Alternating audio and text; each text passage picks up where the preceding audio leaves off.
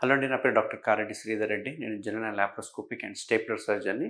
నేను treatment range hospital KPHB road number 4 Kukatpally హైదరాబాద్లో available ఉంటాను. సో ఫైమోసిస్ అనే ప్రాబ్లం ఎవరిలో వస్తుంది, అసలు మగవారిలో అంగం యొక్క ముందరున్న చర్మం ఎటువంటి ప్రాబ్లమ్స్కి లోన్ అవుతుందని వాళ్ళకి చెప్తాను. సో మామూలుగా అంగం యొక్క ముందరున్న చర్మం అనేది ఫ్రీగా వెనక్కి మూవ్ అవ్వాలి. బట్ చాలామందికి ఏమవుతుంది అంటే అది టైట్గా మూవ్ అవుతుంది. టైట్గా మూవ్ కావడం వల్ల వెనక్కి అనుకొని క్లీన్ చేసుకోవడానికి రాదు. అంతేకాకుండా ఇంటర్ కోర్స్ చేసేటప్పుడు అది వెనక్కి రాకపోవడం వల్ల విపరీతమైన నొప్పి మంట ఉండే అవకాశాలు ఉంటాయి. ఒక్కొక్కసారి ఆ చర్మం వెనక్కి వచ్చిన తర్వాత మళ్ళీ ముందరికి రాదు. ఇట్లా ఈ రకమైన కాంప్లికేషన్స్ అనేవి మనం ఎప్పుడు చూస్తూ ఉంటాం. అంతేకాకుండా కొందరిలో చూసుకుంటే కనుక అంగం యొక్క ముందరున్న చర్మం క్రాక్స్ కూడా ఫామ్ అవుతూ ఉంటాయి అన్నట్టు. సో ఈ అంగం కనుక చూసుకుంటే ఈ ముందరున్న దాన్ని మనం గ్లాండ్స్ అంటాము.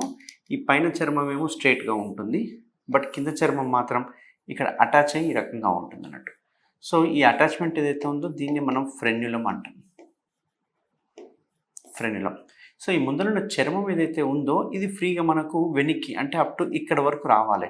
బట్ చాలా వరకు ఏమవుతుందంటే ఓన్లీ ముందర ఫ్రంట్ పార్ట్ కొంచెం మాత్రమే కనిపిస్తుంది. ఇంకొంచెం బలవంతం చేస్తే ఈడి వరకు ఫ్రీగా మూవ్ అవుతుంది. ఇంకా కొంచెం బలవంతం చేస్తే వస్తుంది వెనక్కి, కానీ టైట్గా వస్తుంది. అంతేకాకుండా చాలామందికి చూస్తే అంగం చిన్నగా ఉన్నప్పుడు ఈజీగా మూవ్ అవుతుంది, బట్ అంగం పెద్దగా అయిన తర్వాత మాత్రం చర్మం మూవ్ కాదు. ఇట్లాంటి టైంలోనే మనకు చాలా ప్రాబ్లమ్స్ వస్తాయి. ఎందుకంటే రేపు ఇంటర్ కోర్స్ చేసేటప్పుడు అంగం పెద్ద అయినప్పుడు చర్మం వెనక్కి రాకపోతే కనుక విపరీతమైన పెయిన్ ఉండే అవకాశాలు ఉంటాయి. ఒక్కొక్కసారి బ్లీడ్ అయ్యే అవకాశాలు ఉంటుంది.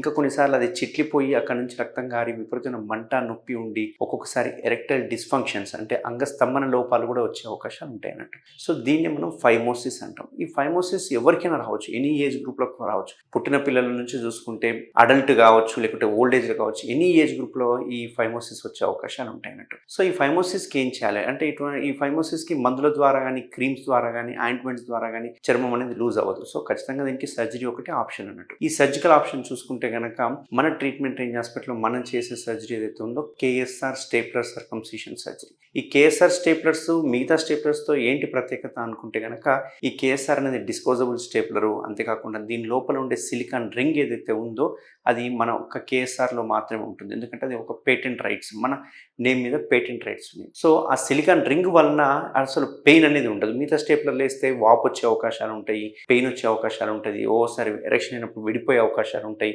ఎందుకంటే ఆ రింగ్స్ అనేవి హార్డ్ ఉంటాయి. బట్ మన కేఎస్ఆర్ స్టేప్లర్లో ఉండే రింగ్ ఏదైతే ఉందో ఆ సిలికాన్ రింగ్ అంటాం కదా, అది చాలా సాఫ్ట్ ఉంటుంది. ఎంత సాఫ్ట్ అంటే ఆల్మోస్ట్ అలా స్కిన్ టచ్ చేసినట్టుగా, స్కిన్ ముట్టుకున్నట్టుగానే ఉంటుంది. దీనివల్ల అది ఎరెక్షన్ అయినప్పుడు ఎక్స్పాండ్ అవుతుంది. ఎక్స్పాండ్ కావడం వల్ల ఎరెక్షన్ అయినప్పుడు విడిపోవడము, పిన్స్ ఊడిపోవడము, బ్లీడింగ్ అవ్వడము, వాపు రావడం ఇట్లాంటివన్నీ తక్కువ ఉంటాయి అన్నట్టు. సో ఈ కేఎస్ఆర్ స్టేప్లర్లో మనం ఏం చేస్తామంటే ఈ చర్మం ఏదైతే ఉందో ఇది టైట్ అయిపోయింది కాబట్టి అండ్ ఎక్కువ ఉంది కాబట్టి దీన్ని తీసేసేయాలి.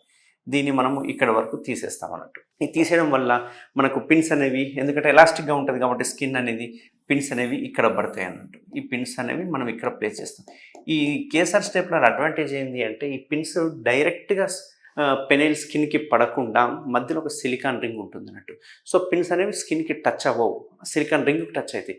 అంటే సిలికాన్ రింగ్ నుంచి ఆ పిన్స్ అనేవి పడతాయి. కాబట్టి వన్స్ సిలికాన్ రింగ్ ఊడిపోయిందంటే పిన్స్ కూడా ఆటోమేటిక్గా ఊడిపోతాయి అన్నట్టు. ఈ సిలికాన్ రింగ్ ఏదైతే ఉందో ఇది యూజువల్గా 10 to 12 డేస్లో ఈ పిన్స్ అనేవి ఊడిపోతూ ఉంటాయి అన్నట్టు. సో ఈ 10 to 12 డేస్ మనం తీసుకోవాల్సిన జాగ్రత్తలు ఏంటి అంటే అంగస్తంభన కాకుండా చూసుకోవాలి ఒక 15 రోజుల వరకు. అంతేకాకుండా ఇంటర్ కోర్స్ కలవద్దు ఒక అట్లీస్ట్ 1 month వరకు. అండ్ సోప్ వాటర్తో రుద్ది కడుక్కోవాలి. దీనికి ఎటువంటి డ్రెస్సింగ్స్ అవసరం లేదు, ఎటువంటి పెయిన్ రాదు, ఎటువంటి వాపు రాదు. మనం కనుక నేను చెప్పిన జాగ్రత్తలు కనుక తీసుకుంటే కనుక అసలు సర్జరీ చేసిన ఫీలింగ్ కూడా ఉండదు అన్నట్టు. అంతేకాకుండా దీనికి ఎటువంటి పథ్యం లేదు. జస్ట్ ఇది 5 minutes procedure. Within ½ hour discharge చేయడం జరుగుతుంది. యథావిధిగా వాళ్ళ పనులు చేసుకోవచ్చు. ఎటువంటి బెడ్ రెస్ట్ అనేది అవసరం లేదు అన్నట్టు. సో ఎవరికైనా ఇట్లా ఫైమోసిస్ కనుక ఉంటే ఎక్కువ కష్టపడకండి. మరి మీరు బ్యాక్ అనే కొద్దిగా క్రాక్స్ ఫామ్ అయిపోయి ఓసారి బ్లీడింగ్ అయ్యే అవకాశాలు ఉంటాయి కాబట్టి అటువంటి ప్రయత్నం చేయకండి. ఒకవేళ అంగస్తంభన అయిన తర్వాత కూడా స్కిన్ వెనక్కి రాకపోతే 100% దాన్ని తీయించుకోవడం వల్ల మనకు బెటర్ రిజల్ట్స్ ఉంటాయి. అంతేకాకుండా ఇంటర్ కోర్స్ చేసేటప్పుడు ఎటువంటి పెయిన్లెస్ అంటే పెయిన్ లేకుండా ఇంటర్ కోర్స్ చేసే అవకాశాలు ఉంటాయి. సో ఎవరైనా ఫైమోసిస్ ఉంటే కనుక